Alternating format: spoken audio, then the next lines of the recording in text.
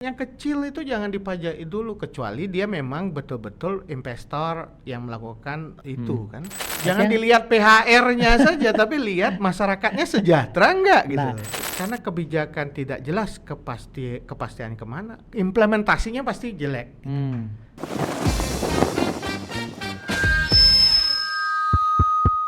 Oke, kembali lagi bersama saya Kande Putra di acara Topi Merah, topik inspirasi dan motivasi persembahan dari Bali News ID. Episode kali ini Bali News ID sengaja mengundang ini mantan pejabat yang sudah 2 periode mendampingi Bapak Presiden kemarin.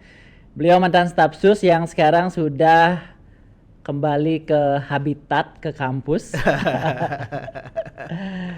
Pak Gung Hari, Om Swastiastu, Rahajang Semeng, sapunapi gatro niki. Becek. Nggih, hari niki Sabah. Pagi. Nggih, ke Ulu soalnya.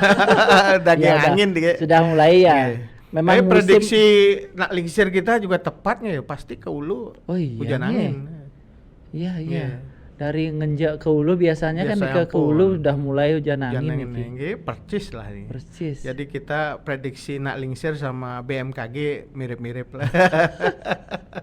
Ilmu dan warisan yang kita warisi sekian berabad-abad itu masih relevan karena nak lingsir Dumon kan kombinasi nih kan. Iya. Antara warige yang ilmu astronomi yang kita warisi dan ditambah dengan titen di Jawa namanya titen tapi dikit tetenger melihat fenomena alam gitu. Jadi nak lingsir Dumon menggabungkan nih antara warige yang berkaitan dengan iki warige Bali iki istimewa ada berkaitan dengan wuku berkaitan dengan wawaran wuku Purnama Tilam penanggal pengelong kemudian Wenten Sasih dauh lengkap sekali dulu nak lingsir Dumon punya perhitungan yang matematis itu komplit. Astronomi Bali itu sangat matematis, sistematis, magis gitu. Ditambah dengan satu tetengar itu pengamatan gejala alam nih. Jadi musim apa hujan gejalanya seperti apa beliau amati dulu di masa lalu. Nah nikah ada stike ya. Jadi tike yang kemudian jadi sehari-hari mereka miliki untuk pertanian dan lain. Yang rasa memang tike itu yang dipakai acuan oleh yang pencetak kalender Bali sekarang kan. Tike nikah sifatnya individual. Jadi misalnya tike nikah bentuknya kan kalau dikombinasi dari berbagai unsur dengan tetenggar akhirnya jadi tike. Tike memudahkan kita memahami warigo yang kompleks. Nah justru kalender Bali nikah adalah bagian dari pengetahuan kita yang mengkombinasikan berbagai hal jadi kalender Sako Bali dan istimewa sekali. Bahkan yang disampaikan itu perlu dapat World Guinness Book of the World Record karena dia istimewa sekali itu. Dan di situ juga mungkin kalau tetua kita Dumun kan pakai itu acuannya pakai mulai nanam, mulai nanu, agrarisnya kan, yang berkaitan dengan ekonomi jelas. Ya pasti ala Yunen dewasa itu agraris, karena tikenya akhirnya tika agraris. Terkait dengan ekonomi segala macam nih ada kaitannya ke situ tuh. Ada ekonomi karena terkait dengan agraris, kelautan, pertukangan, undagi, sangging, gitu kan, pasti dia pakai ini ketika. Nah sekarang musimnya udah berubah, musim turis mungkin. Musim agraris gitu. Ngomongin ekonomi datang bagaimana tuh sebagai yang sebut aja pengamat politik juga bagaimana tuh melihat kondisi ekonomi Bali sekarang? Yang sekarang ini kan katanya wisatawan ramai, kemarin ada peningkatan kunjungan wisatawan dan di lapangan seperti apa? Dan apakah sudah sesuai dengan kebijakan-kebijakan yang diambil oleh pemangku kebijakan yang ada di Bali khususnya? Atau gimana menilainya? Pertama kita harus berbasis data. Itu penting sekali dalam pembuatan kebijakan maupun respon kebijakan dan juga komunikasi itu kan harusnya based on data. Data yang bicara gitu.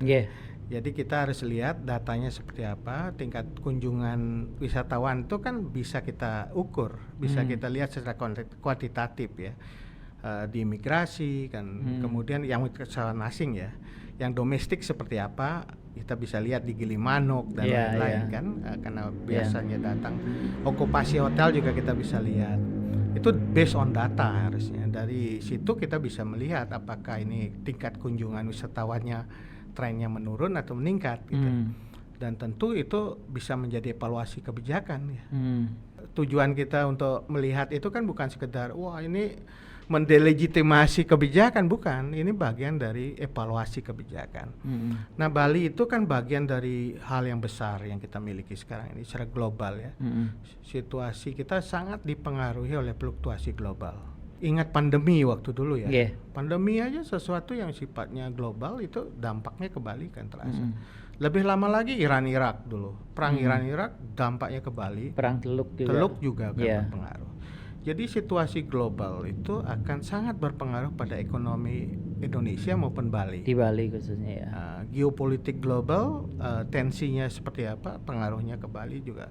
Sehingga kita harus punya perhatian juga terhadap situasi yang ada di tingkat global dan juga pada saat yang bersamaan di domestiknya. Fenomena alam kan memang terjadi, misalnya dulu Gunung Agung meletus, pengaruh juga pada kunjungan wisatawan karena airline kan nggak bisa mendarat. Tapi juga ada faktor-faktor yang terkait dengan tingkat competitiveness ya, daya saing pariwisatanya. Daya saing pariwisatanya. Karena sekarang secara global kan semua negara itu inward looking, melihat potensi dalam dirinya karena situasi globalnya agak tidak menguntungkan secara ekonomi, mereka inward looking. Amerika inward looking, kebijakannya dievaluasi, pasti harus menguntungkan kepentingan nasional.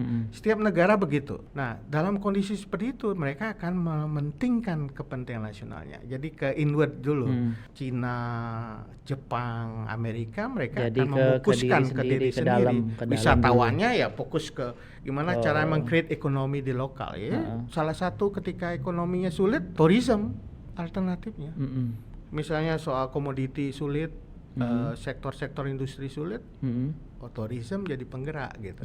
Nah, semua negara fokus ke situ. Nah, kalau semua negara fokus ke dalam negerinya masing-masing, mereka akan menciptakan nilai tawarnya, competitiveness-nya itu harus dimiliki. Nah, Bali kalau tidak berubah dalam daya saing pariwisata, dia akan tidak mempunyai daya saing dengan destinasi lain. Bali ini kalau kita ngomongin daya saing atau persaingan, Bali ini bukan bersaing antar daerah karena Bali ini kan provinsi itu ya.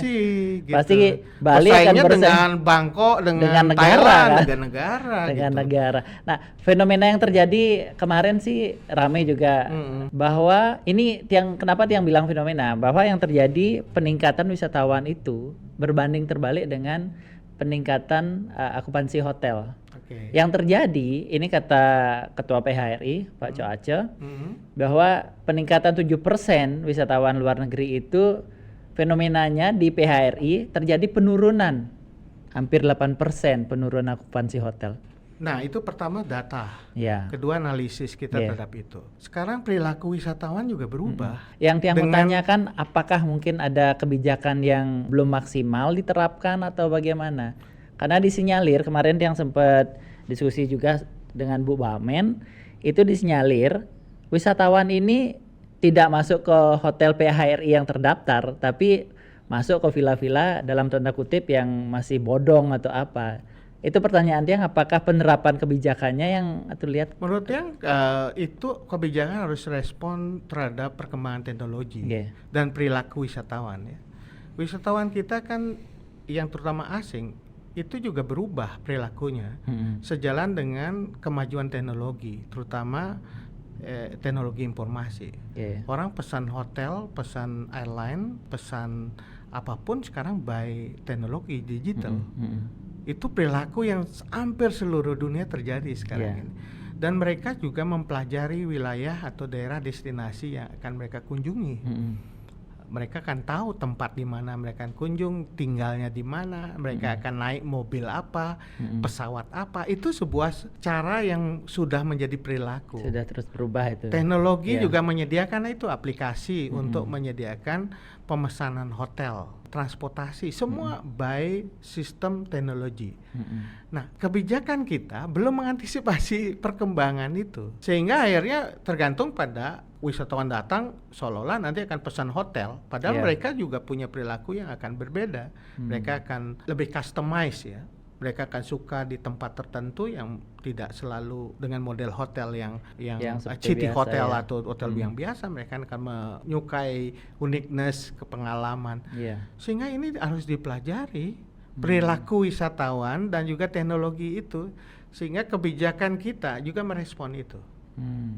Bekerja sama dengan aplikator teknologi misalnya untuk memastikan benefit bagi kehadiran ekonomi itu bisa menyebar juga ke masyarakat. Artinya ini kan liberalisasi dalam pengertian dia akan tidak dinikmati oleh satu aktor tertentu.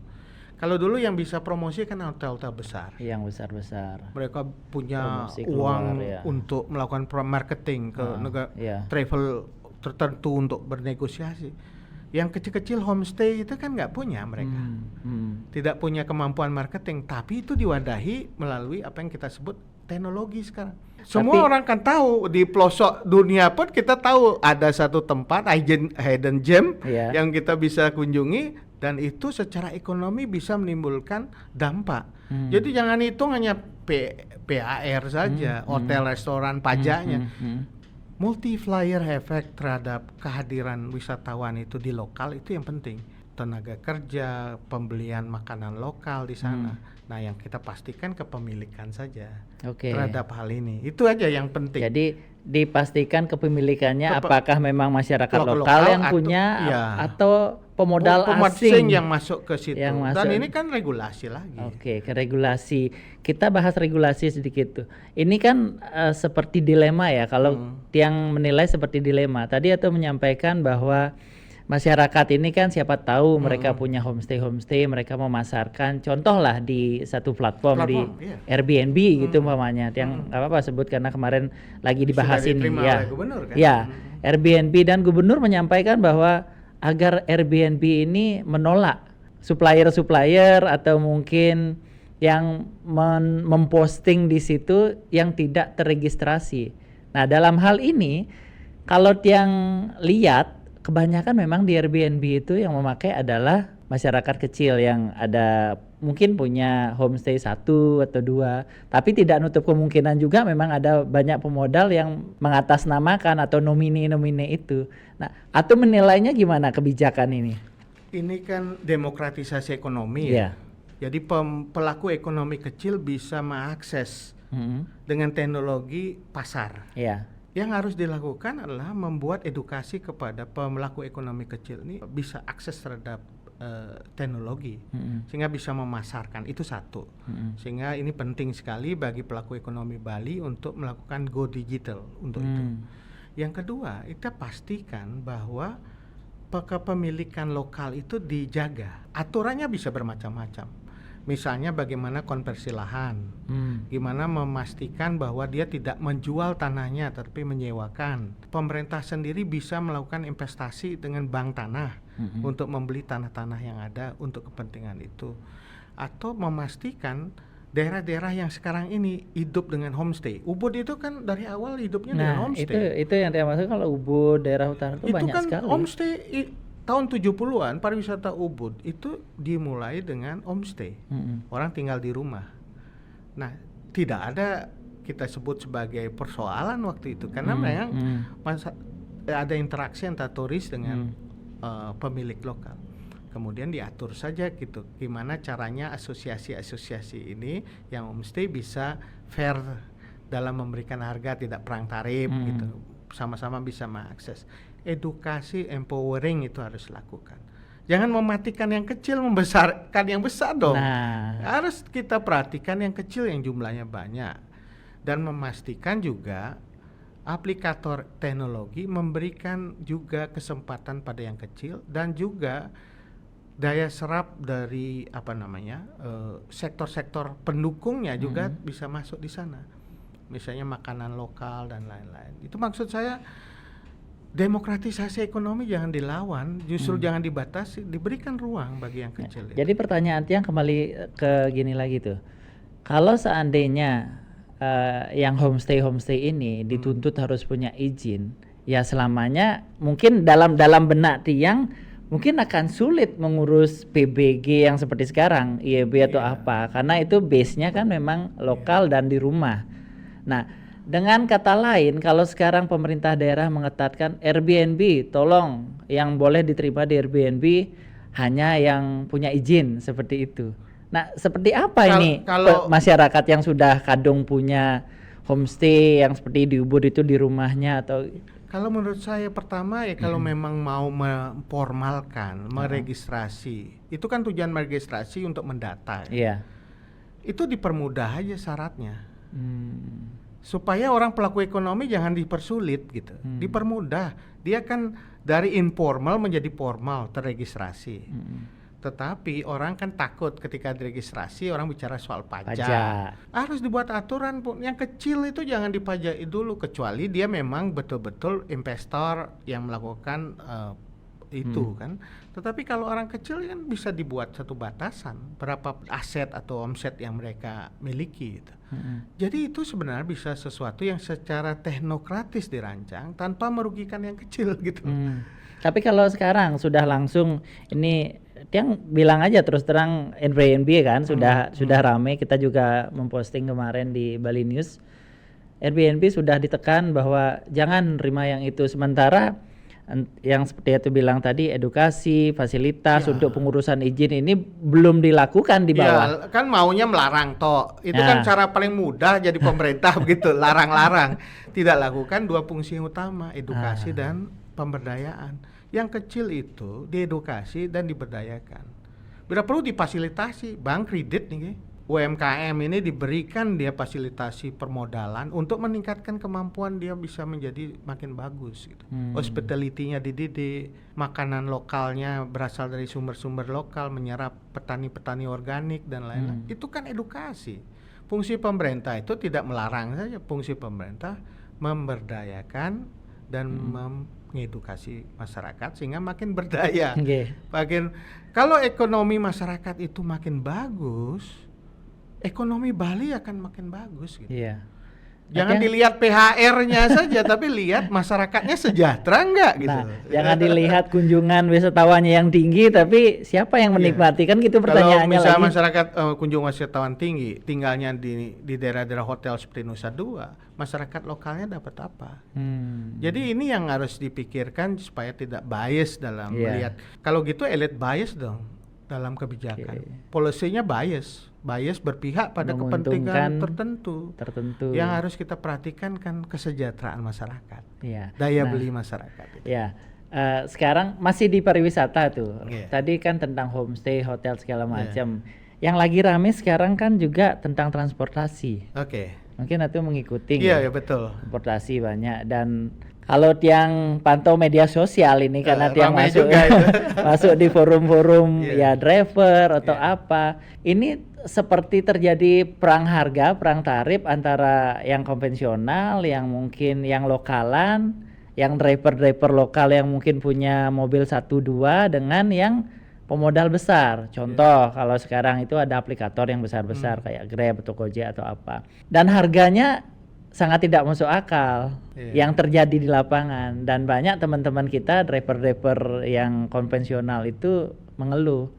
Jadi kalau kita mau ngasih fasilitas ke wisatawan, boleh dengan fasilitas yang bagus. Tetapi tolong jangan dong mematikan peluang yang sudah terbangun dari dulu. Contoh kalau umpamanya harga dari airport ke Ubud yang dulu itu mungkin kisaran 300, 400 atau sampai 500 orang yang lokalan ini bisa menjual. Jadi dengan aplikator mungkin bisa dijual cuma 200. Itu sebenarnya menguntungkan siapa gitu. Sementara pertanyaannya wisatawan datang ke sini ini kan pingin menikmati dengan pingin merasakan gimana sih orang Bali menservis tamu gitu. Yang terjadi sekarang kan disinyalir banyak aplikator menggunakan driver luar yang tidak tahu dengan adat istiadat Bali. Karena pada prinsipnya Bali niki pariwisatanya pariwisata budaya. Nah, Punapi melihat ini, entah dari kebijakan atau dari mana. Satu isu bahwa tidak semua hal direspon dengan kompetisi, tapi direspon dengan kolaborasi.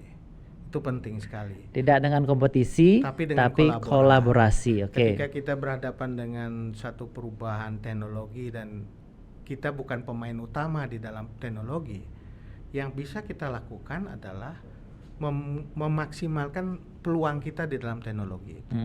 Jadi kita harus mulai dengan sinergi atau kolaborasi dengan sistem teknologi.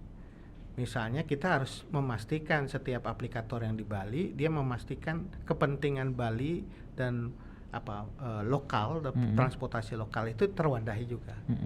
Dengan cara apa? Negosiasi. Negosiasi juga harus menjadi bagian karena kita berpetokan bahwa satu, kita saat ini mempertahankan bahwa kesejahteraan lokal juga harus diperhatikan, bukan hanya prinsip-prinsip yang ekonomi yang untuk keuntungan saja, tapi lokal harus jadi perhatian. Kedua, mungkin juga kita perhatikan edukasi kepada driver-driver. Jadi tidak hanya sekedar driver Bali, tapi driver yang akhirnya luar juga harus ada edukasi. Sebelum mereka mendapatkan edukasi itu belum bisa menjadi, itu kan standar-standar yang harus dimiliki dengan berbicara dengan aplikator yang pemilik aplikasi. Kalau perlu ada regulasi yang mengatur khusus tentang itu, sehingga ada antara kebijakan dengan yang menjadi bagian dari kepentingan aplikator itu bisa sesuai, karena kebijakan itu mempertahankan apa yang kita sebut sebagai kepentingan Bali gitu. Nah, bagi saya itu jalan keluarnya nggak bisa sekedar dibiarkan begitu saja. Ini kan autopilot ya, autopilotnya dibiarkan entah gimana di bawah masyarakat gitu. Bisa kalau tiang mungkin atau mantau di media sosial yang sering terjadi contoh perkelahian masyarakat antar warga gitu. Contoh yang terjadi terdekat ini di Sanur gitu kan berapa kali terjadi di berapa tempat itu terjadi antar warga yang bukan hanya warga Bali dengan berwarga luar Bali, tapi antar warga Bali itu terjadi juga. Karena kita membiarkan terserahlah gitu. Akhirnya kita tidak punya satu posisi. Tugas pemerintah itu apa sih sebenarnya? Untuk mengatur ini dan membicarakan ini dengan aplikator supaya benar-benar semua bisa jalan gitu. Aplikator itu kita minta teknologinya karena dia punya sistem yang sudah bagus, tapi kita masukkan kepentingan lokal kita di situ, kepentingan Bali gitu.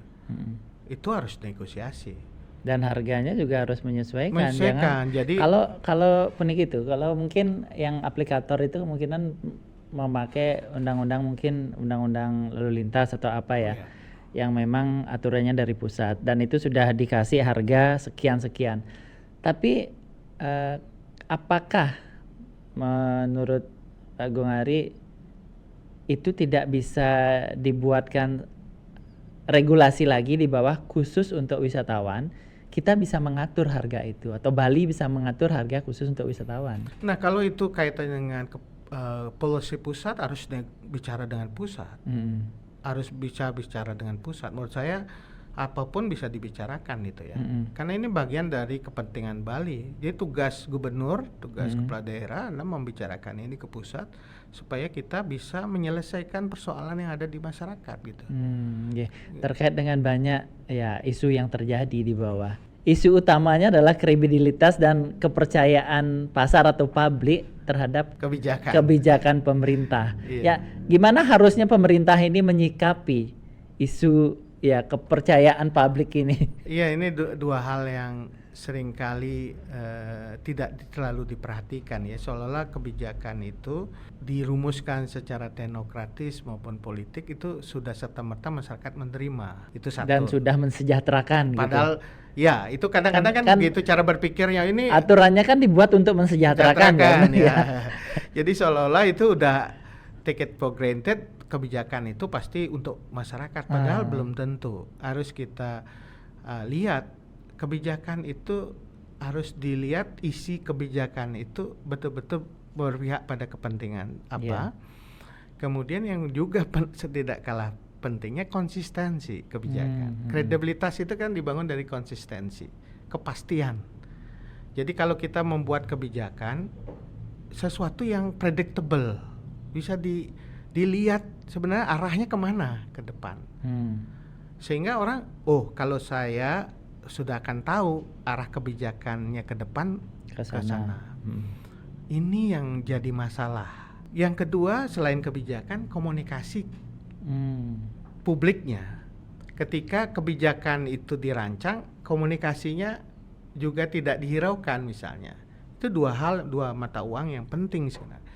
Sehingga kalau kita lihat sekarang ini di Indonesia, kebijakan itu mendapatkan rating yang buruk. Yang kemarin Moody's kan. Oh ya, dari Moody's menurunkan rating Indonesia. Outlook-nya ya. Outlook-nya ya. Bahkan sebelumnya ada lembaga MSCI itu yang juga menurunkan rating dari emerging market menjadi frontier market gitu misalnya. Terancamnya begitu karena satu isunya adalah kredibilitas kebijakan. Kebijakan kita tidak bisa ditebak, tidak bisa diarahnya kepastiannya kemana. Karena kebijakan tidak jelas kepastian kemana, implementasinya pasti jelek. Jadi mereka mengoutlook begitu. Jadi kalau tidak ada kredibilitas kebijakan, pasti implementasinya sudah lebih parah lagi. Ya. Ditambah buruknya komunikasi gitu. Jadi tiga itu buat kemudian semua persepsi tidak tersampaikan jadinya. Persepsi publik maupun pasar itu akan sangat tergantung pada itu. Kredibilitas kebijakan. Makanya kalau kita melihat turunnya rating di tingkat nasional maupun kalau kita bicara Bali di Bali juga. Kalau kebijakannya tidak predictable ya orang akan tidak mau kalau kaitannya investasi tidak mau investasi atau tidak percaya terhadap kebijakan yang diberikan. Karena yang terjadi belakangan kan banyak terjadi itu tuh. Investor entah ini investornya yang mungkin ngotot atau tapi yang kita lihat nggak mungkin lah investor besar itu sampai membangun sekian persen nggak ada izin yang lengkap dari awal atau mungkin investornya mungkin yang dalam tanda kutip dibohongi oleh cukong atau apalah istilahnya itu. Nah itu sendiri ngelihatnya ketidakpastian itu muncul karena pertama mungkin juga kita arahnya kita nggak jelas mau kemana, itu satu. Jadi dalam kebijakan seorang pemimpin harus jelas itu. Ini misalnya kalau kita lihat sekarang ini strategi kita menghadapi ketidakstabilan global, ketidakpastian global itu adalah bagaimana caranya supaya masyarakat bisa menggerakkan ekonomi kan begitu strateginya. Karena orang inward looking semua. Nah caranya adalah pemerintah sekarang itu dengan efisiensi. Membuat satu upaya pengetatan anggaran belanja supaya betul-betul bisa diefisienkan, kemudian difokuskan pada dana-dana yang menggelontor ke bawah. Apa itu MBG? Kedua perumahan murah, ketiga koperasi merah putih. Itu strateginya menggelontorkan yang terjadi sekarang melalui dana pemerintah ke bawah, KPBN itu ke bawah. Ditopang oleh kebijakan fiskal dan moneter yang mengharuskan perbankan untuk menyalurkan dana juga. Itu kan kombinasi kebijakan yang dibangun. Tapi prinsip efisiensi dan juga ke bawah itu bisa jadi paradoks dengan pesan yang muncul.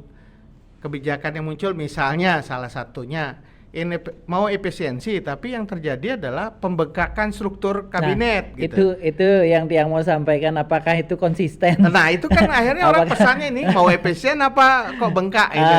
Mau efisien apa ngumpulin uang rakyat untuk dibagi ke gini kan? Karena kan struktur kabinet yang besar itu kan pasti dampaknya pada belanja pegawai yang besar juga. Iya, dan pengalokasian itu tuh umpamanya dana yang sudah berjalan dulu, dana infrastruktur atau apa, dana untuk pendidikan, untuk apa diambil dipakai untuk satu hal, harusnya ke MBG perumahan dan koperasi merah putih, tapi struktur birokrasi membengkak. Dan itu akhirnya kan terserap ke sana juga. Itu inkonsisten kan. Kemudian pada implementasinya MBG kan bagus ya, menggulirkan program ke bawah. Desentralisasi maksudnya. Tapi pelaksananya kan tidak desentralisasi gitu loh. Jadi bisa jadi akan menimbulkan penyerapan dana yang dulu maunya ke bawah justru kembali ke atas gitu. Kalau bagusnya kan MBG itu didesentralisasi, misalnya di sekolah-sekolah yang kantin-kantin sekolah itu hidup gitu. masakannya beli dari atau bahan-bahannya dibeli dari lokal, pasar-pasar. Harusnya seperti itu tuh ya. Iya, perumahan juga gitu. Perumahan kontraktor lokal itu, pasir tukang yang di situ. Koperasi juga gitu, Koperasi Merah Putih. Jadi membeli produk-produk lokalnya, jadi hidup ekonomi gitu loh. Multiplier efeknya ada. Tapi kalau implementasinya ternyata tidak dikawal dengan baik, justru menyerapnya dana kembali ke atas. Tapi atau gitu. Melihatnya gimana sekarang yang terjadi sekarang itu kan disinyalir ya, yang dapat data juga kemarin kan ada sekian dari instansi tertentu mempunyai dapur MBG. Ya, itu. Sekian instansi tertentu punya dapur. Ini bersaing mereka. Ya. Jadi ini pertanyaannya apakah benar untuk ekonomi kerakyatan atau seperti tadi balik lagi? Pertanyaannya kan bisa balik kan, karena yang mengelola akhirnya berdasarkan ini adalah institusi-institusi yang sudah ada, ditambah suppliernya sudah juga tersedia. Yang penting kan sebenarnya kalau ide dasarnya mendesentralisasi ke bawah harusnya pasar disebar kan, bukan lapangan pekerjaan untuk ibu-ibu hidup. Gitu. Ini kan prinsipnya kayak kita memberikan pekerjaan atau menciptakan lapangan kerja baru, ya kan, dengan istilah dulu bansos, tetapi bansos yang menciptakan kerja. Bansos kerja dulu kan ada, misalnya untuk memperbaikan irigasi dan lain-lain. Jadi kerja tapi dapat upah. Langsung masyarakatnya. Ya, langsung ke bawah. Gitu. Langsung ke masyarakat. Nah, memang ketika dalam situasi ekonomi turbulence global terjadi, satu-satunya untuk membuat daya beli masyarakat hidup itu adalah dengan menciptakan ekonomi sampai ke bawah gitu. Itu strateginya supaya ada bantaran sosial juga ke bawah itu. Tapi ternyata implementasi kalau tidak dikawal dengan baik, dengan detail, dengan prinsip dasar tadi, itu bisa melenceng gitu. Dan itu akan menimbulkan kredibilitas dari kebijakan itu menjadi dipertanyakan gitu. Nah, sedikit tentang kebijakan Pak Prabowo juga tuh ya. Apakah pengaruh dinamika geopolitik global atau Board of Peace terhadap domestik? Apakah Presiden Prabowo lebih condong ya? Pertanyaannya nanti ke situ terhadap geopolitik ini ya.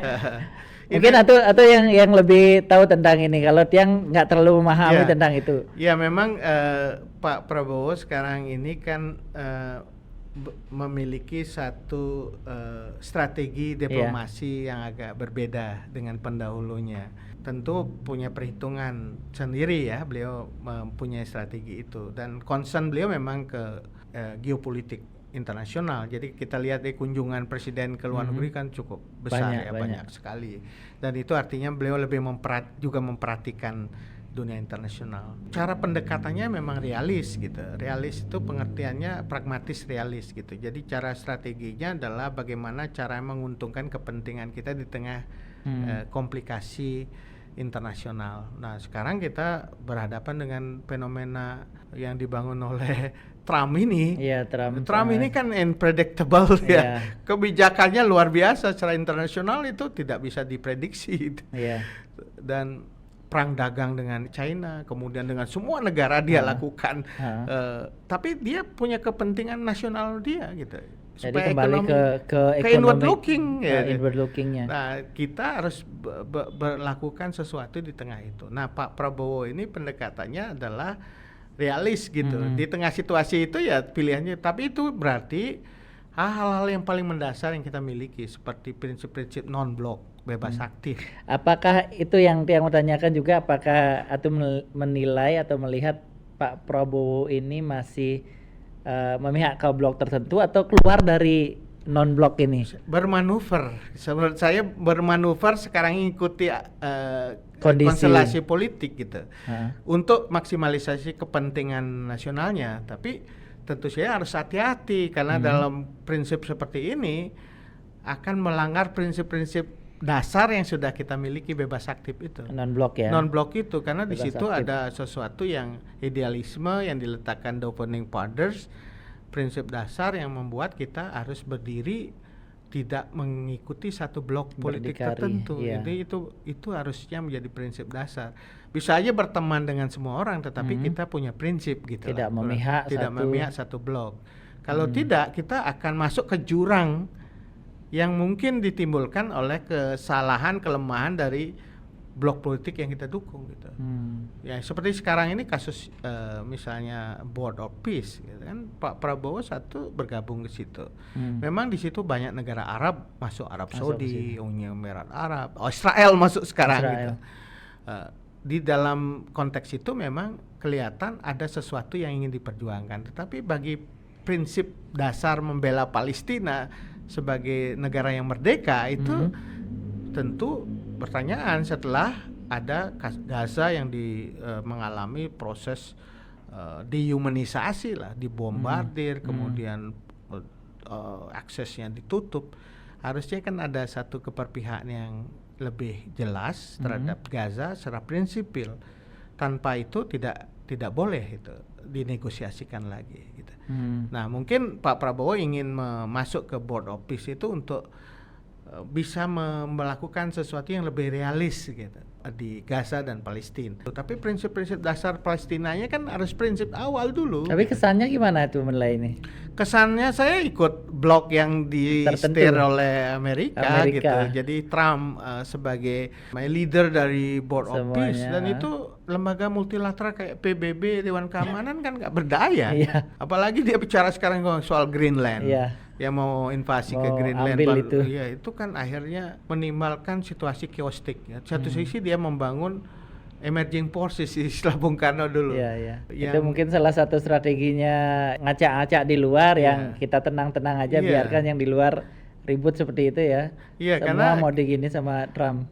Bung Karno kan dulu bangun blok sendiri gitu, New Emerging Force, kita nggak mau ikut-ikutan. Tapi ini kan bisa di satu sisi ditimbulkan risiko pilihan ini, walaupun secara pragmatis mungkin bisa menguntungkan, tetapi secara jangka panjangnya itu apakah ini bisa dipertahankan atau tidak prinsip ini. Apalagi kita bicara soal donasi atau iurannya cukup besar. Apakah betul untuk kepentingan Gaza atau Palestina atau tidak?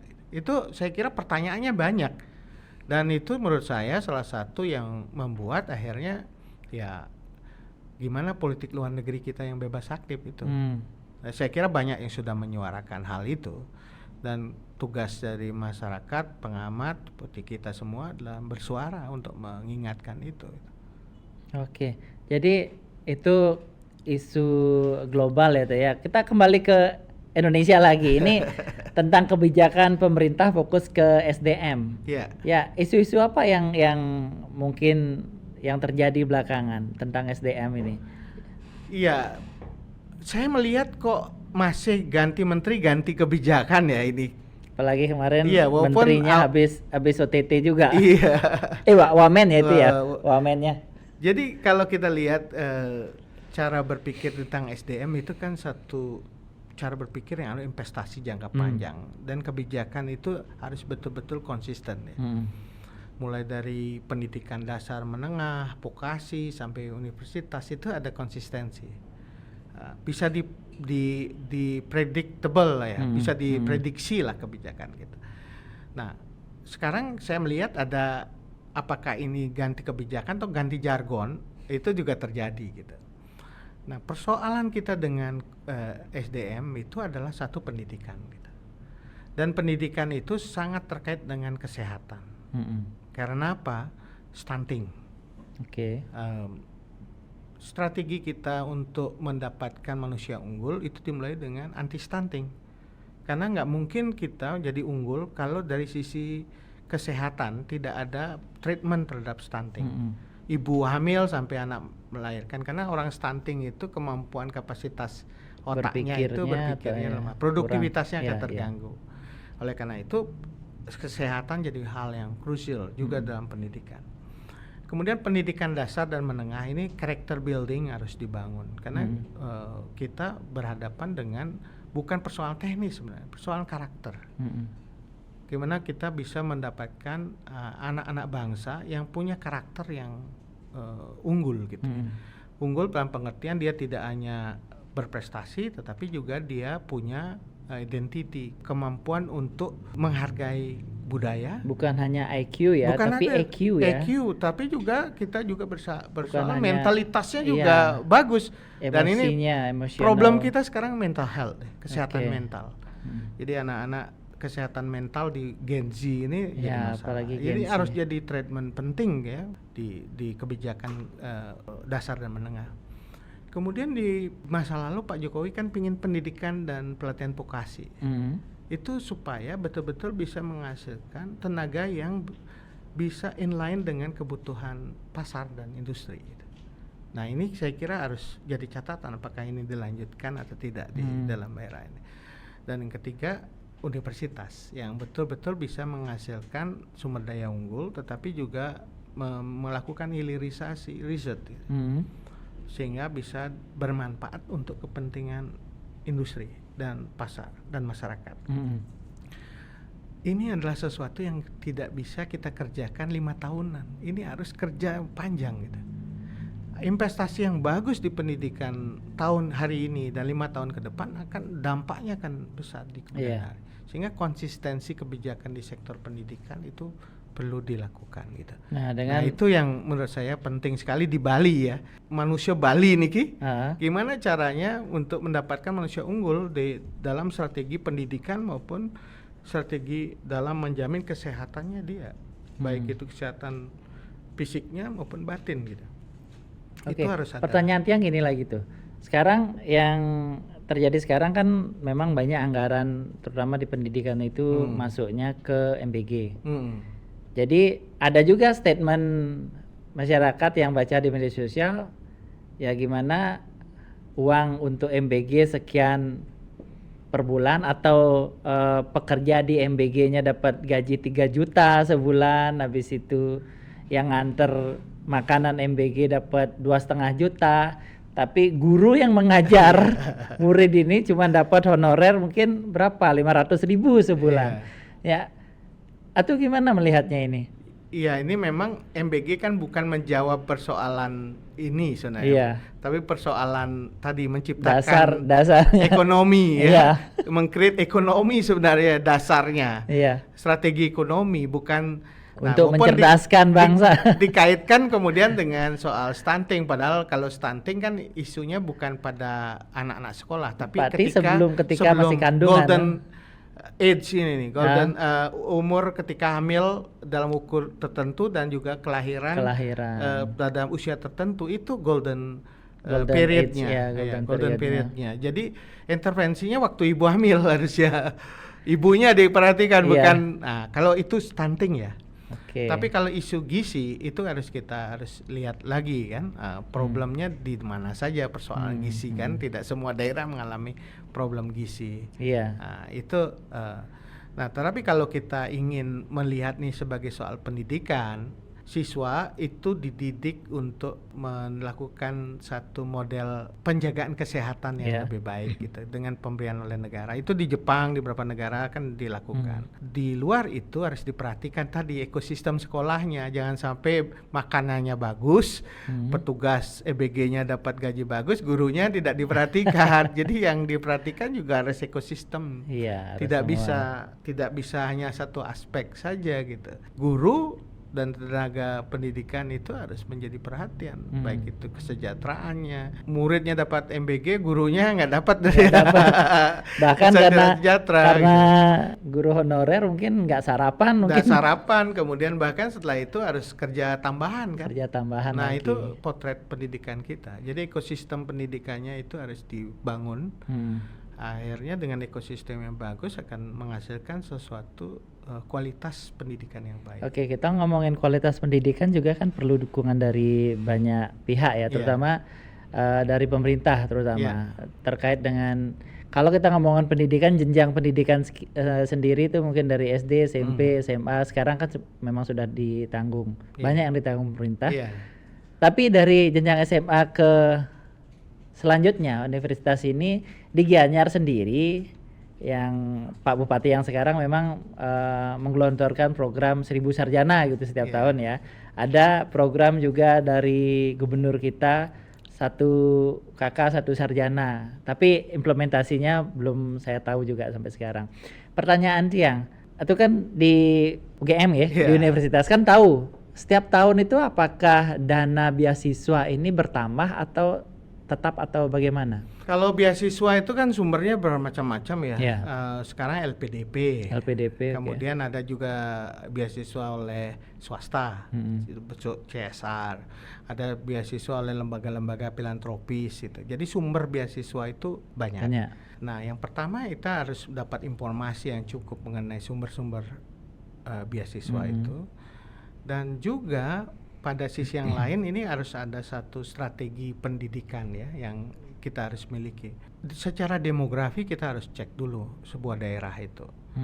Kita punya anak sekarang ini usia sekian, itu kan bisa diprediksi ya. Kelahiran, kemudian dia masuk usia sekolah, kemudian masuk SMA, perguruan tinggi. Itu secara demografi statistik kita bisa prediksi. Diukur, diprediksi. Dan juga sekolah bisa kita atur. Kalau jumlah populasi masyarakatnya di Banjar ini, di desa adat ini jumlahnya sekian, sekolah itu harus punya berapa gitu. Di daerah itu juga bisa kita analisis statistik untuk melihat, karena kita menyediakan sekolah itu dengan jarak tertentu kan. Kita bisa fleksibel juga untuk melihat ini. Kemudian dari SMP ke SMA. SMA kita kan SMA provinsi kan. Kita juga kebutuhan SMA-nya seperti apa. Kemudian dari SMA ke perguruan tinggi.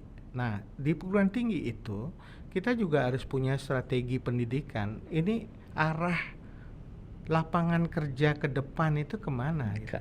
Seperti apa? Jadi kalau misalnya Gianyar, Badung, Denpasar, itu nanti proyeksi ke depan dalam dunia lapangan kerja itu kemana? Apakah pariwisata seperti apa? Apakah perkembangan berikutnya adalah teknologinya seperti apa? Yang mana yang sunset? Yang mana yang akan emerging? Emerging job seperti apa dalam 10 tahun, 20 tahun ke depan? Yang sunset seperti apa? Itu bisa kita prediksi dengan hitungan statistik. Sehingga arah pendidikan juga akan kita bisa arahkan. Kemana harusnya arah pendidikan di Bali itu dikembangkan. Apakah di pendidikan program studi apa yang mensupport kepentingan kita ke depan itu. Beasiswanya seperti apa. Jadi itu by design gitu. Kalau sekarang kan by demand, permintaan. Kita mau ekonomi, biaya ekonomi. Kalau sudah banyak ekonomi gimana? Fakultas hukum misalnya, semua fakultas hukum, semua pariwisata. Itu kan akhirnya kita nggak punya strategi pendidikan. Tapi yang masyarakat pikirkan mungkin ini juga Pak Ringe. Yang masyarakat pikirkan ya yang penting kuliah dulu lah. Nah itu.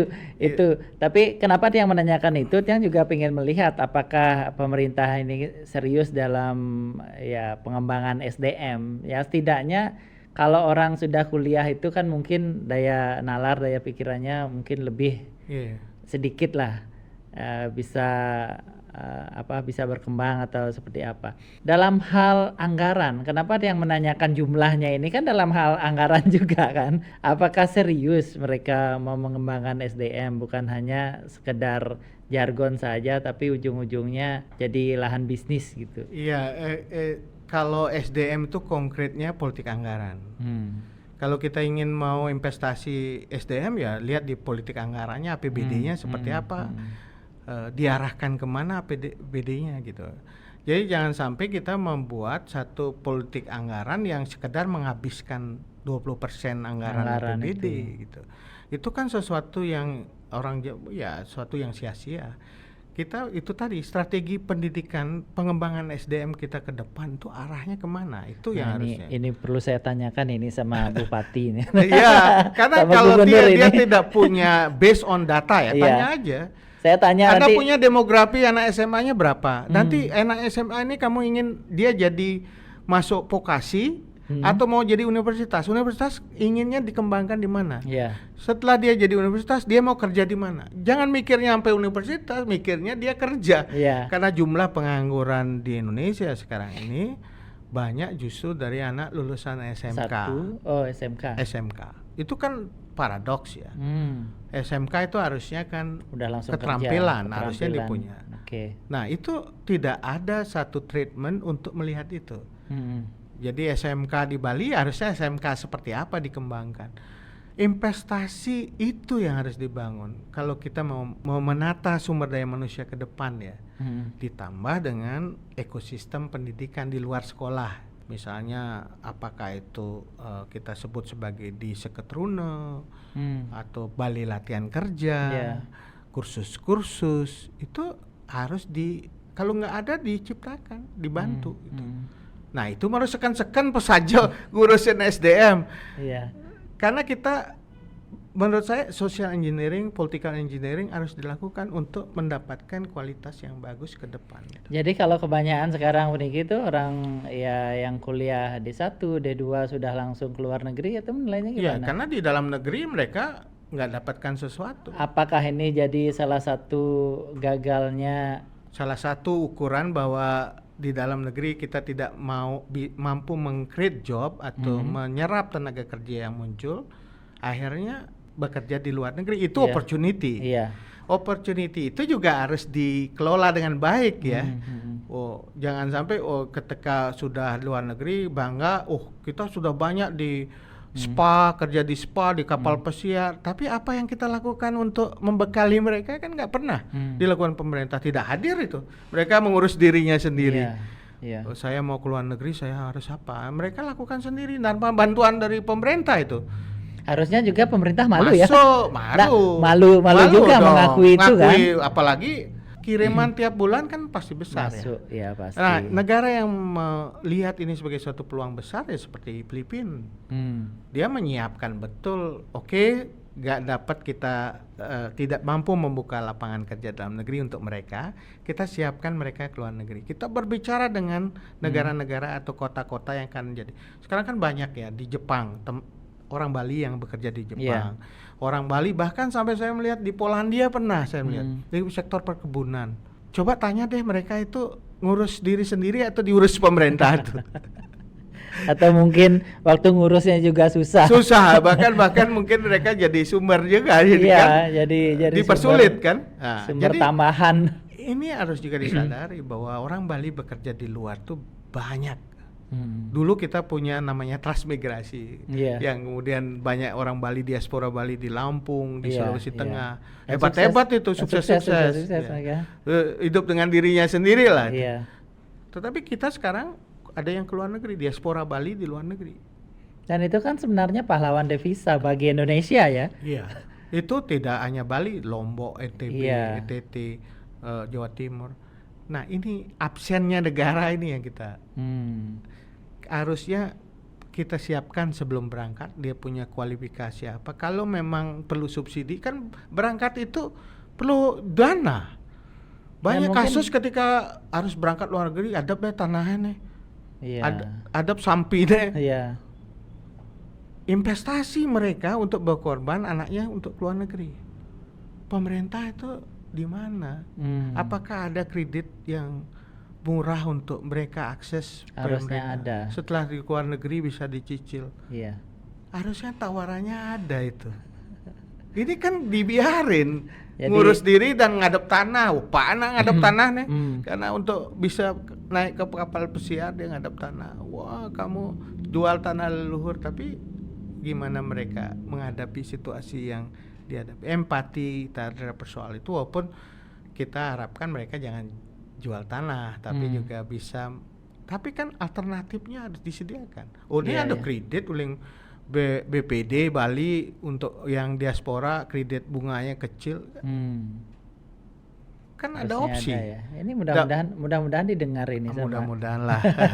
Artinya opsinya adalah jangan sampai opsi. Memaksa mereka menjual tanah. Ya setidaknya mungkin kalau pemikiran Tiang itu beasiswa yang mungkin bisa digelontorkan itu ya beasiswa memang untuk anak-anak keluarga yang kurang mampu. Iya, bisa begitu. Ya, yang mungkin mau ya memperbaiki taraf hidup keluarganya. Betul. Tidak seperti sekarang. Kalau sekarang itu disinyalir tuh ini banyak yang terjadi adalah yang dapat itu adalah orang-orang ya di lingkaran mereka. Iya, rekomendasi. Nah, kalau dapat kan rekomendasi baru bisa mulus. Ya, itu kan politik akhirnya, kan patronage. Tapi ngomongin rekomendasi segala macam kan berkaitan dengan hukum juga tuh ya. Mungkin bisa kita tuh ya. Kalau apa evaluasi terhadap reformasi penegakan hukum yang ada di Indonesia, dan pertanyaan selanjutnya, kenapa indeks persepsi korupsi memburuk di Indonesia? Dan setelah reformasi ini bukannya membaik kan, gitu pertanyaannya tuh ya.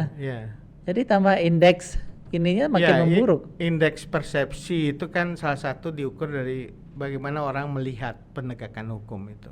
Persepsi kan? Persepsinya ya. Persepsinya dilihat. Mungkin trennya mungkin orang melihat dari angka yang ada itu adalah bahwa memburuk gitu.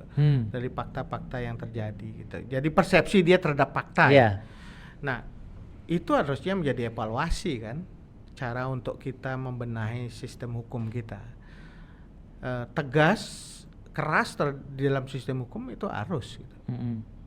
Tetapi demokrasi harus dibuka ruangnya. Jadi kan ada sisi-sisi yang harus di kita bersikap tegas dan keras, tapi ada yang harusnya mendengar lebih banyak di dalam demokrasi.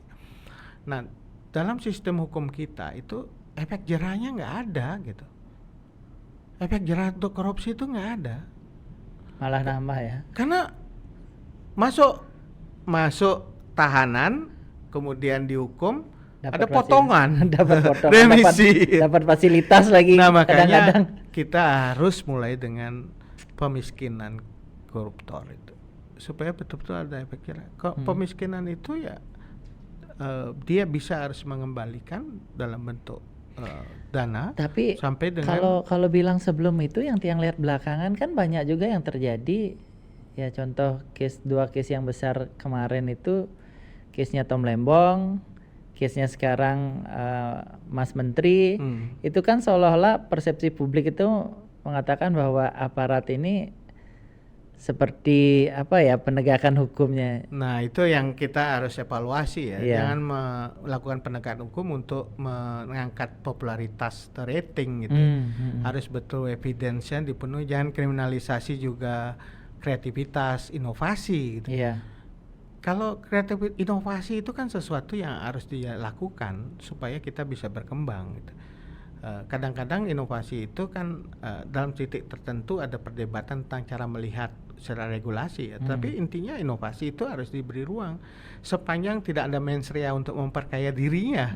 Itu kan sesuatu yang inovatif yang harus kita miliki. Tapi kalau dia gunakan untuk memperkaya dirinya atau orang lain, itu beda lagi, harus ada sekeras-kerasnya. Nah, itu undang-undang perampasan aset. Tidak ada jalan lain karena harus segera itu. Karena sampai kalau sekarang kan belum penghukuman dengan model penjara nggak memenuhi ya kita harus perampasan aset. Nah, yang kedua, profesionalisme penegak hukum. Ini suatu yang penting sekali. Tidak hanya di kepolisian, kejaksaan, dan juga kita bicara soal lebih luas pengadilan juga gitu. Jadi ini harus bagian dari profesionalisme yang harus dibangun. Treatmentnya tidak sekedar persoalan gaji. Kan gaji Mahkamah Agung, hakim-hakim itu udah dinaikin, tetapi tetap ada kasus kan. Yang kemarin terakhir itu harus dibuka ruang, misalnya profesionalisme itu melalui proses kontrol yang lebih baik ya, pengawasan yang lebih baik, sehingga aturan-aturan yang profesional bisa tegak. Yang terakhir soal inputnya. Input itu kan penting, rekrutmen hakim, rekrutmen polisi, rekrutmen jaksa. Tapi kalau disinyalir seperti sekarang dari rekrutmen jadi bermasalah, itu jadi sudah ada budaya yang terbentuk, yang kemudian diikuti budaya berikutnya gitu. Ketika dia menjabat, itu budayanya akan berkembang terus gitu. Nah, itu menurut saya reformasinya tidak hanya di hilir tapi di hulu juga. Mulai rekrutmen dari awal tata kelola di dalam proses ini gitu. sehingga kita tidak ada istilah terstruktur itu. Setoran terstruktur itu kan juga bisa menjadi masalah ya. Bahkan istilah ATMisasi itu. ATMisasi itu jadi masalah serius itu. Yang bisa memungkinkan penegakan hukum itu lembek gitu. Pada satu saat kelihatan garang, ketika titik tertentu lemas lagi gitu. Tidak menjadi sesuatu yang khusus. Ini Pak Ari melihat itu sampai ya, ATMisasi terjadilah. Ya. ATMisasi itu harus kita potong gitu. Kalau orang percaya diri dengan kebijakan kan nggak perlu nyetor gitu. Nggak perlu takut. Kalau nggak perlu merasa salah, jangan perlu nyetor kan. Udah selesai. Dan juga jangan dicari-cari kesalahannya gitu. Ini harusnya sesuatu budaya baru yang kita kembangkan lah. Kalau kita ingin putus terhadap persoalan korupsi di Indonesia, ya budaya setoran ini, ATMisasi harus hilang gitu. Pertanyaan yang kembali lagi. Ini dalam tanda kutip saya mau mempertegas, apakah Pak Ari sendiri mendengar atau tahu tentang hal-hal seperti itu? Waktu Presiden Jokowi kan beliau sangat tegas menyebutkan soal reformasi itu, kepolisian, reformasi kejaksaan, budaya ATM. Budaya ATM. Iya, itu muncul. Coba lihat di satu pernyataan pidato beliau kan ada beberapa yang menyinggung. Dan sampai disinyalir sampai sekarang pun. Iya, itu kan satu reformasi yang besar yang harus kita lakukan ya, penataan kelembagaannya, penataan tata kelola antar lembaga itu harus dijaga gitu. Jangan sampai kemudian menjadi satu budaya yang hidup di dalam lembaga itu maupun di dalam masyarakat. Wah, gampang sekarang ngurus asal itu aja kan gitu. Jadi sumbernya kan dari ngurus SIM aja dah itu ya, contoh ya. Itu kayak gitu kan mulainya tidak hanya di budaya organisasi, tetapi di budaya yang muncul dalam masyarakat dan mempengaruhi persepsi terhadap institusi. Itu salah satu. Iya, persepsi terhadap institusi buruk. Terhadap institusi. Misalnya dulu kan Pak Jokowi ingin soal pungli ini hilang ya. Pungli itu kan mulai dari yang kecil-kecil di street level gitu, di truk itu, di transportasi. Karena apa? Keluhannya high cost ekonomi, biaya tinggi itu. Bayangkan setiap tempat harus store dengan korek api gitu kan. Atau berapa ya. Itu menurut saya satu yang di level jalanan harus kita selesaikan. Tapi kan tidak hanya di jalan terjadi seperti itu. Di kantor-kantor kan gitu, di dalam proses-proses berikutnya mau naik jabatan harus ini dan itu berlindung di balik kebijakan dan regulasi. Makanya yang dilakukan Pak Jokowi reformasi regulasi itu mempermudah sesuatu dan transparan.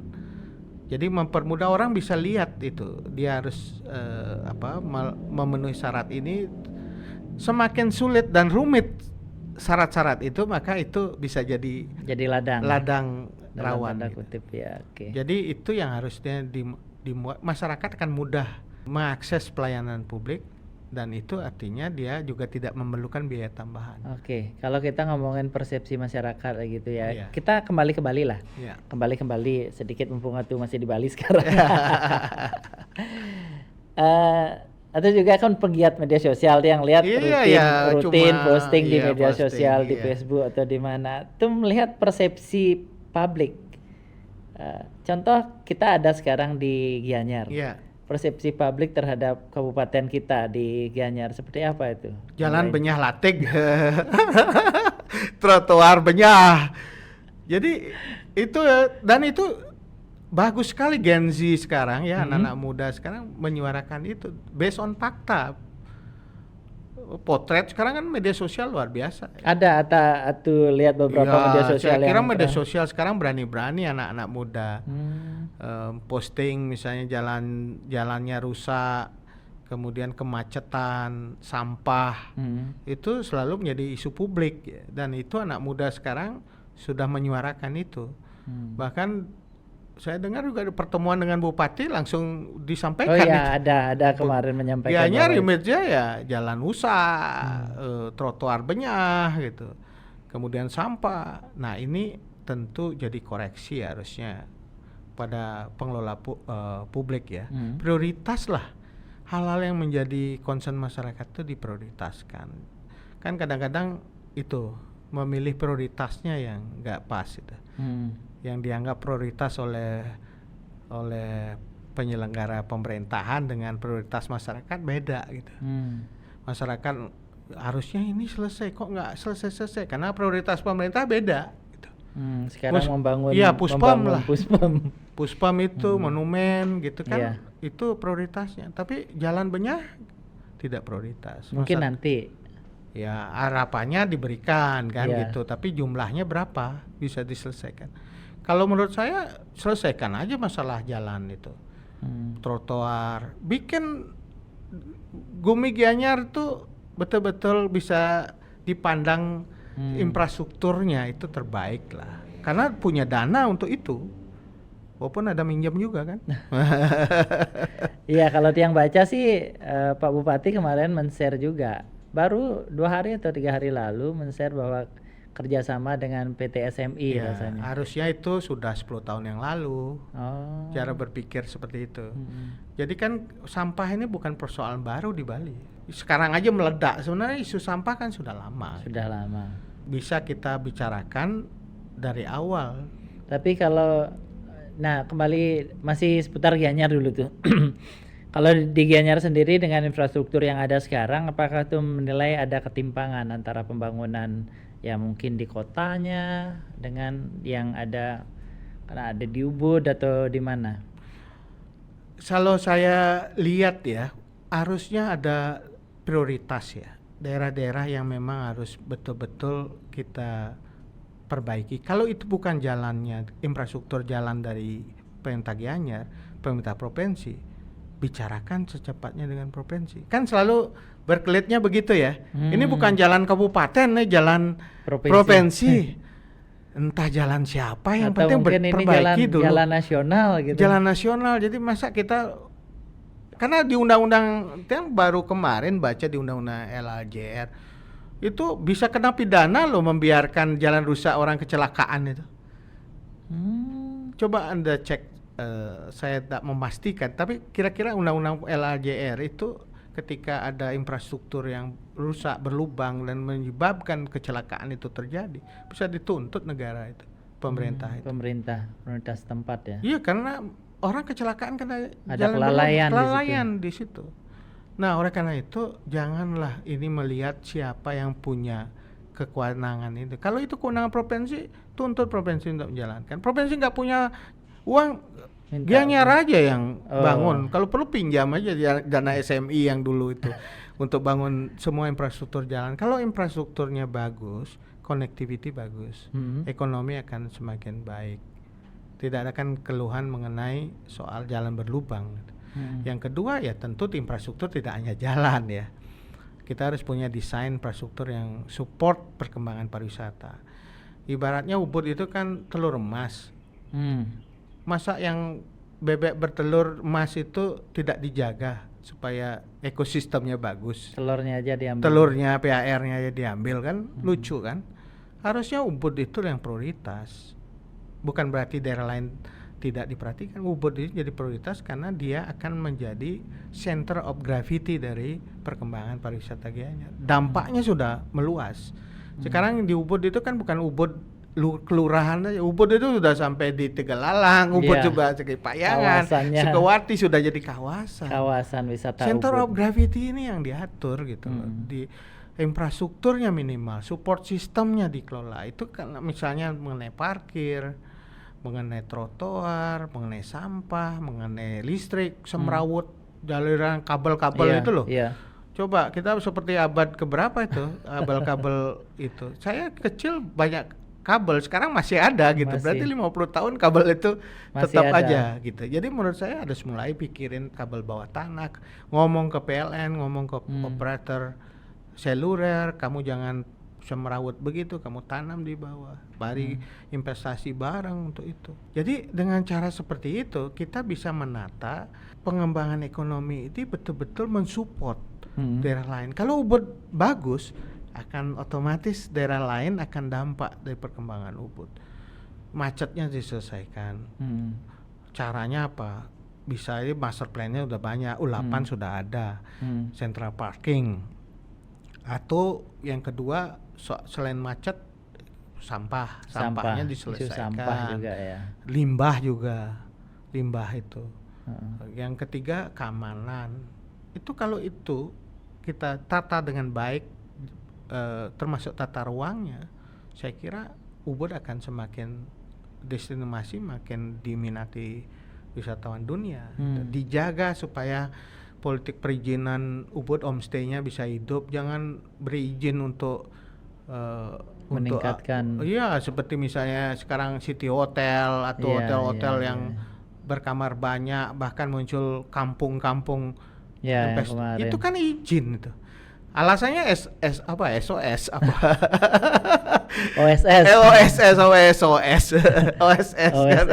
Ya kan bicarain dengan pusat gitu. Kalau itu, dan saya yakin bahwa tidak semua izinnya pusat, ada izin daerah. Kalau gitu. izin Masa untuk gini semuanya itu kan disalahin gampang aja pusat gitu. Yang terjadi juga kemarin kan banyak karena itu menyampaikan di media sosial ramai, banyak penggiat media sosial yang memposting sesuatu itu baru. Dan lucunya DPRD yang gerak ya. Ya, DPR yang turun. DPR itu kan tidak punya kewenangan eksekusi. Yang punya kewenangan eksekusi itu pemerintah daerah, SKPD. Harusnya DPR memanggil SKPD dan melakukan sesuatu. Ini yang di Bali lucu nih, yang digerakkan adalah DPR-nya gitu. DPRD-nya. DPRD-nya yang sidak-sidak dan pansus-pansus. Yang sidak itu tapi hasilnya masih dipertanyakan juga dengan masyarakat ini. Iya, pansus kan fungsi DPRD itu kan satu, penyerapan aspirasi ya. Benar, dia harus dengar legislasi. Budgeting, pengawasan, 3 itu. Nggak ada penindakan ya? Nggak ada penindakan, itu urusan Satpol PP. Regulasinya gimana? Dievaluasi dong. Perda yang bermasalah atau menimbulkan masalah diimplementasi, apakah Perda, Pergub, Perbubnya.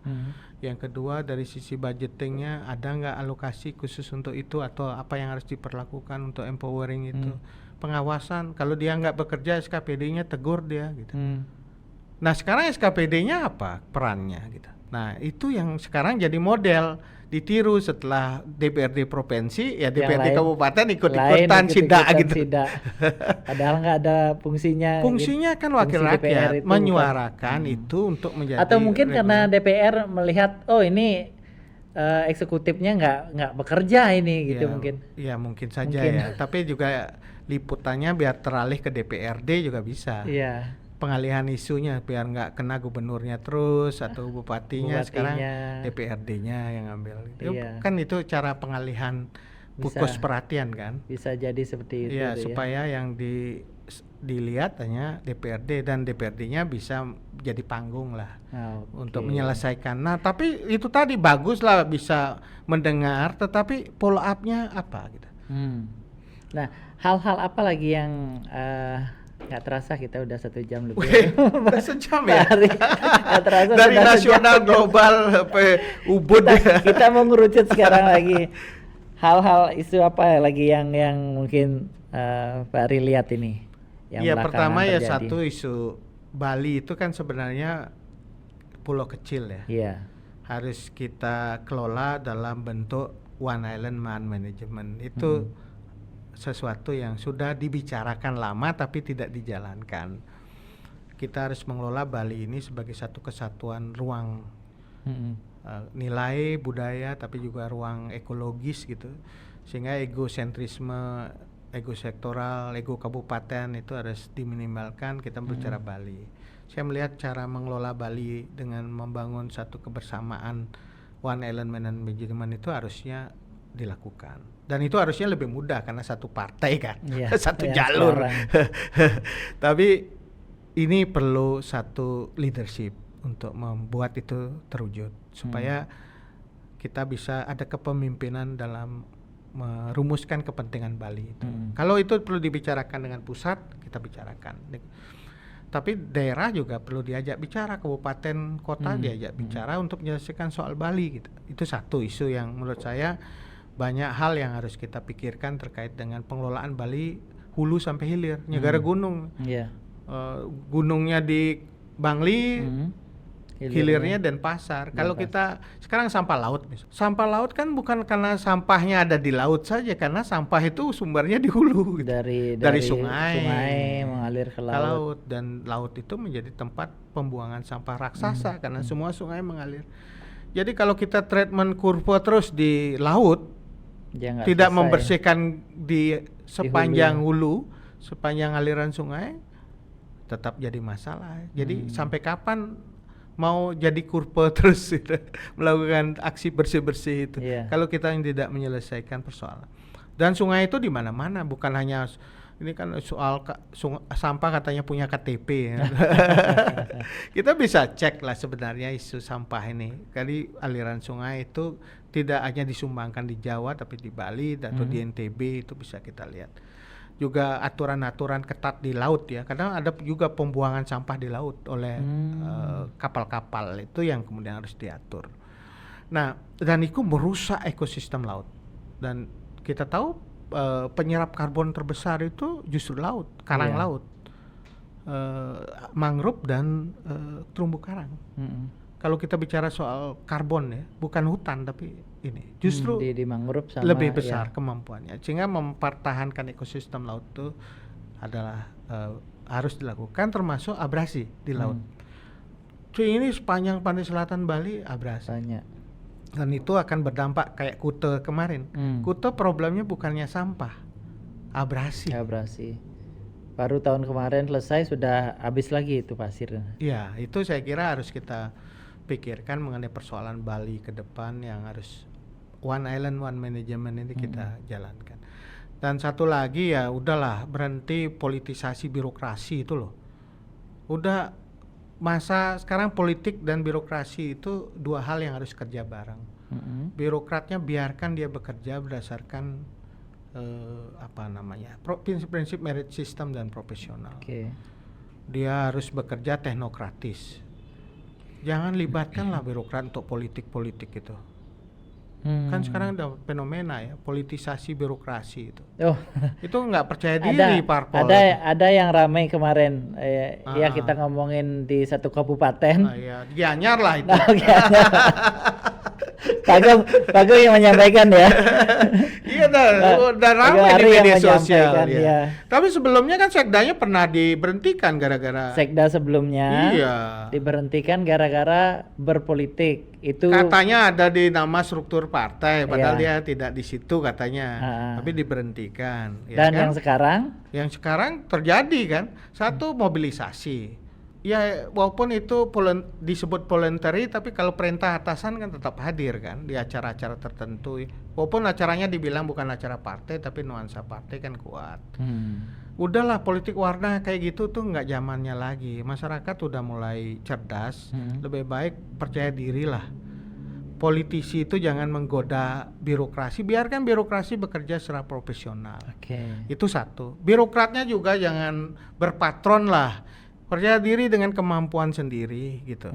Kalau memang berprestasi mampu, ya pasti Anda akan dapat jabatan. Tapi jangan dengan cara seperti harus berpatron pada politisi untuk bisa naik jabatan gitu kan, nggak benar juga birokrat begitu. Terlihat. Dan ini bukan problem Bali aja, problem Indonesia. Hubungan politisi birokrat setelah reformasi ini, kalau dulu kan birokrasi yang kuat sekali ya zaman Orde Baru ya, jalur ABG itu ABRI, birokrat dan Golkar kan, semuanya golkarisasi, kuningisasi, kantor-kantor dicat kuning gitu kan semua. Kemudian itu kita koreksi di reformasi kan, akhirnya partai yang kuat. Nah partai tergoda, akhirnya mulai masuk ke birokrasi, seperti ikut-ikutan jadi ya, kembali lagi ke jadi zaman. tim sukses. Akhirnya birokrat didorong untuk menjadi tim sukses, menjadi mobilisasi. Partai nggak percaya diri dengan kekuatannya sampai ranting. Harusnya kan punya struktur sampai ranting itu aja lah, jangan menggerakkan birokrasi, biarkan birokrasi bekerja. Jadi pertanyaan yang kembali tuh, kalau ada memang birokrat seperti itu dan nanti pingin mungkin mencalonkan diri jadi nextnya, menurut itu gimana seorang birokrat? Ya pertama ini koridor undang-undang kan sudah jelas, ASN itu kan sudah ada koridornya ya, tak boleh berpolitik praktis. Politiknya pada saat pemilu aja nyoblos gitu. tapi ikut kampanye untuk menggerakkan mobilisasi, walaupun ada nuansa-nuansa mengatakan itu hanya mengawal atau apa, itu kan tetap saja itu sensitif sekali ya. Dan itu dulu ada namanya KASN ya, sekarang nggak tahu apakah Menpan RB memantau itu atau tidak. Itu ada aturan yang berkait dengan kode etik pegawai negeri ya, dan itu ranahnya jelas.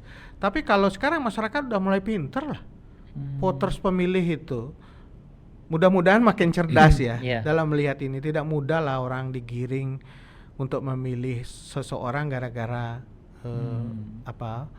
karena mobilisasi birokrasi, karena digerakkan oleh birokrasi, karena pegawai negeri, apalagi sekarang klien-klien juga digerakkan, atau bendesa gitu kan.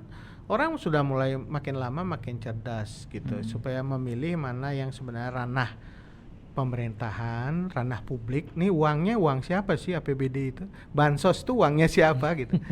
Jadi bansos itu harus ada edukasi kita, bahwa edukasi ke masyarakat bahwa uang itu adalah uang publik, uang masyarakat. APBN yang dihasilkan melalui dana-dana masyarakat, pajak, dan itu tidak milik pribadi dan harus memang dialokasi ke masyarakat. Sekarang kan banyak spanduk-spanduk tuh di Gianyar, saya lihat lewat, diperjuangkan oleh ada gambarnya gitu.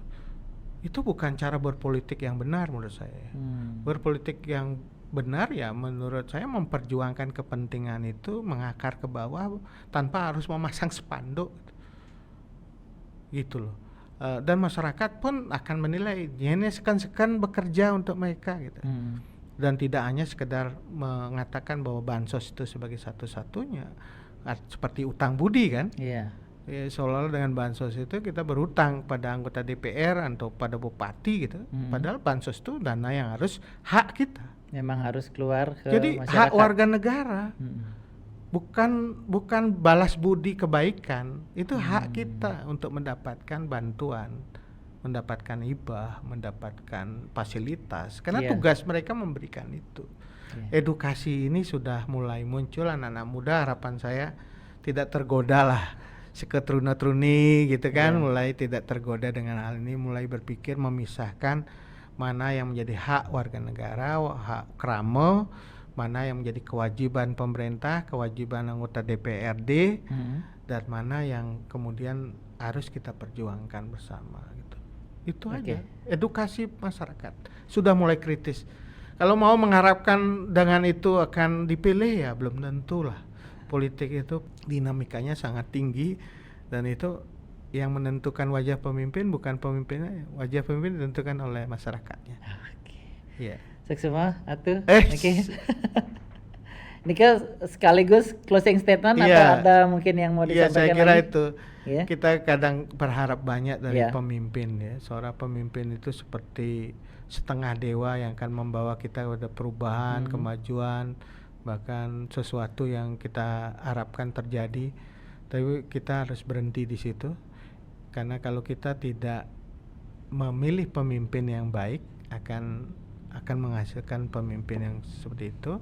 Oleh karena itu cerdaslah dalam memilih pemimpin.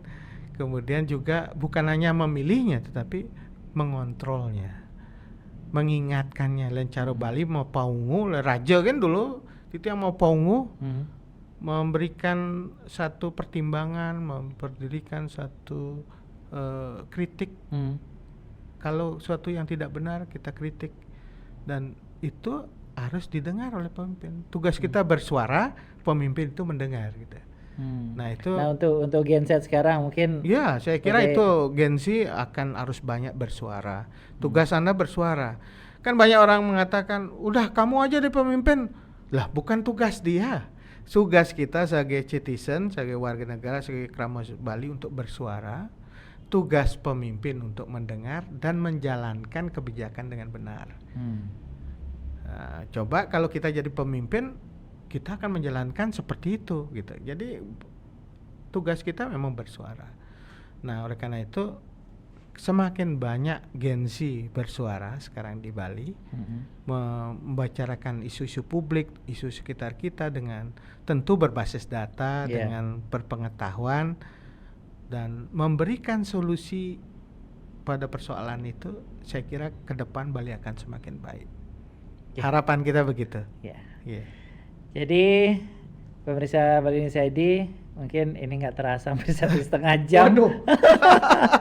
1,5 jam. Lain kali mungkin ya. Saya gini mungkin kalau nanti Pak Gung Arim Iya pas pulang ke liburan Bali, lagi, libur lagi, mungkin senang sekali bisa ada di bisa singgah lagi Bali nanti. News. Ya, Bali News ID, mudah-mudahan siapa tahu ini nanti. Penasaran nih merahnya kenapa ya? Pertanyaan topi merah merah ya. Cuman sebagai jargon topi inspirasi tuh. Topi yang bisa menginspirasi tapi dan Indonesia, menginspirasi Indonesia. Menginspirasi Indonesia. Ya, harapan Tiang nanti balik lagi membawa sesuatu yang mungkin bisa di-share ke publik, ke GNZ bahwa pendidikan itu sangat penting. Dengan posisi Pak Aris sekarang habis 2 periode mendampingi presiden, habis itu sekarang posisi kembali ke kampus. Dados guru mungkin. Dados guru. Kan itu semua karena pendidikan. Jadi untuk Gen Z ini jangan hanya ya kita di media sosial, tapi harus berpendidikan juga.